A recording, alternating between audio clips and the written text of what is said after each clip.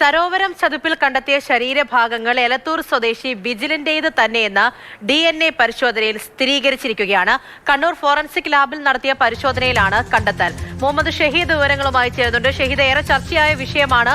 അപ്പോൾ ഒടുവിൽ ഇപ്പോൾ DNA പരിശോധനയിൽ ബിജിലിന്റേതാണ് എന്ന് തന്നെ സ്ഥിരീകരിച്ചിരിക്കുകയാണ്. വിവരങ്ങൾ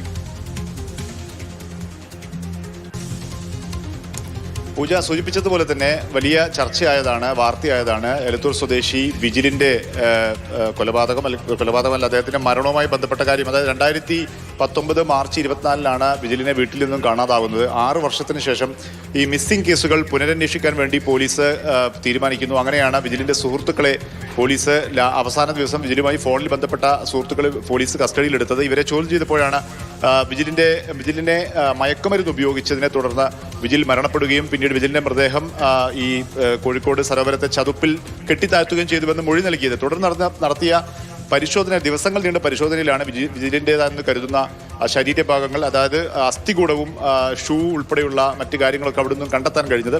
ഈ അസ്ഥികൂടങ്ങൾ DNA പരിശോധന നടത്തിയപ്പോഴാണ് ഇപ്പോൾ ബിജിലിൻ്റെതാണെന്ന് വ്യക്തമായത്. ബിജിലിന്റെ ബന്ധുക്കളുടെയും ഈ അസ്ഥികൂടത്തിന്റെയും DNA പരിശോധന സാമ്യമുണ്ടെന്ന് ഒന്ന് തന്നെയാണെന്ന് ഇപ്പോൾ പരിശോധനയിൽ കണ്ണൂർ ഫോറൻസിക് ലാബിൽ നടത്തിയ പരിശോധനയിൽ കണ്ടെത്തി. അതോടുകൂടിയാണ് ഈ കണ്ടെത്തിയ ശരീരഭാഗങ്ങൾ ബിജിലിൻ്റെതാണെന്ന് ഇപ്പോൾ വ്യക്തമായിട്ടുള്ളത്. ഏതായാലും ഇപ്പോൾ ഈ അന്വേഷണത്തിൽ പോലീസിന് വളരെ സുപ്രധാനമായ ഒരു തെളിവാണ് ഇപ്പോൾ DNA പരിശോധനയിലൂടെ ലഭിച്ചിരിക്കുന്നത് എന്നുള്ളത് തന്നെയാണ്.